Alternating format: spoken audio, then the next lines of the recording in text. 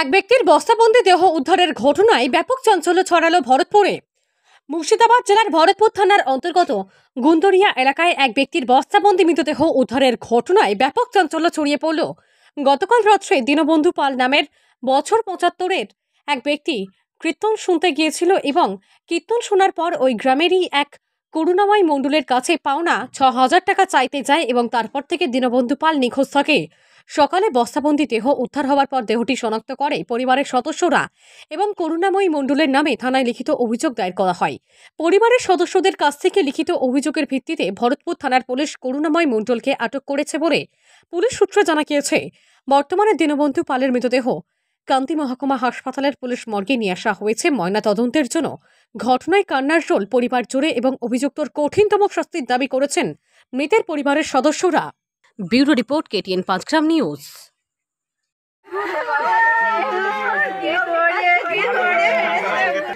কালকে রাত্রে বিকাল ৫টার সময় ওই হামিদপুরে বাগেশ্বরী তলায় একটা অনুষ্ঠান হয়। ওই অনুষ্ঠানে উনি কীর্তন গান খুব শুনতে ভালোবাসতেন, কীর্তন ছিল।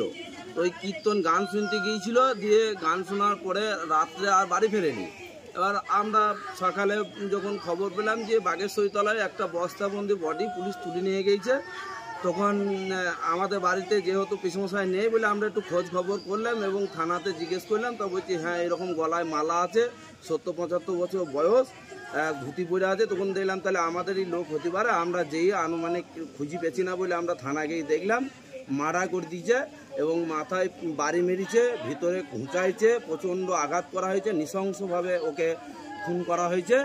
এর যেন প্রকৃত সাজা হয়। করুণা বাগদি বলি একজন ক্রিমিনাল, উনি এই পিসমশাইকে নৃশংসভাবে আজকে রাত্রে কখন মার্ডার করেছে আমরা জানি না। আপনার পিসমশাইয়ের নাম কি? আমার নাম হচ্ছে সুজয় ঘোষ। পিসমশাইয়ের আমার পিসমশাইয়ের নাম হচ্ছে দীনবন্ধু পাল। আচ্ছা, যে মারা গেল কেন, অভিযোগটা কি কারণে হলো, এই ঘটনাটা কেন ঘটলো বলে মনে হচ্ছে? কোনো অভিযোগ বলতে অন্য কিছু কারণ নয়, একটা কারণ যেটা আমরা এখন শুনছি অন্য আশপাশের মুখ থেকে, যে ওই করুণা নাকি মুনিশ মানে লেবারের কাজ করতেন। এবার ওর সংসার চালানোর তাগিতে হয়তো সংসার চলছিল না। আমার পিসমশাইকে বলেছিল তোমার জমি কাজ টাজ করে দেবো, আমাকে অগ্রিম ১,৫০০ টাকা দাও। এই পরিপ্রেক্ষিতে পিসমশাই কিছু টাকা ওকে ধার দিয়েছিলেন।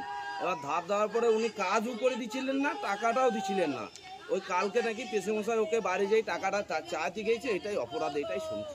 আচ্ছা, রাজনৈতিক কিছু জড়িয়ে আছে এর মধ্যে? না, আমার পিসমশাই কোনো রাজনৈতিক দল করে না, এমনি সাধারণ কৃষক, কোনো রকমের জমি জায়গা চাষবাস করি। কি নাম আপনার? আমার নাম হচ্ছে সুজয় ঘোষ। আমরা শুনলাম সূত্র মোতাবিক যে পিসমশাই খুবই গান শুনতে ভালোবাসে, তাই গান শিখতে গিয়েছিল বাগেশ্বরী তলায়। হামিদপুর যে অনুষ্ঠান হয় বাগেশ্বরী তলায়, সেখানে গান শুনতে গিয়েছিল। তারপরে গান শোনার পরে ওখানে মেলা ভক্ত আছে আমাদের পিসমশাইয়ের, তাই ভক্তদের কাছে গিয়েছিল। তারপরে ওখানে খাওয়া দাওয়া করার পরে ওই সূত্র মোতাবেক শুনতে পাইছি কিছু টাকা পিসমশাই ওনাকে ধার দিয়েছিল। কাকে? করুণাময়কে। টাকার চাইতে গিয়ে এই দুর্ঘটনায় কবলে পিসমশাই মারা গিয়েছে।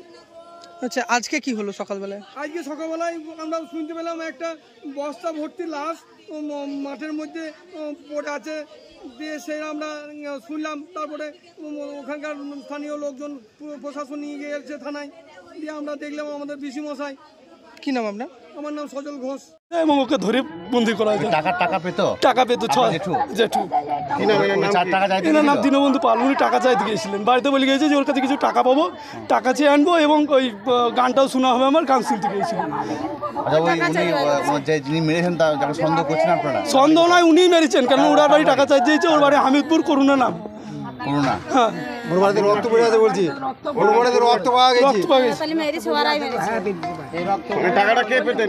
টাকাটা ইনি পেতেন। আমার ৬,০০০ টাকা। আমার নাম গোপীনাথ পাল।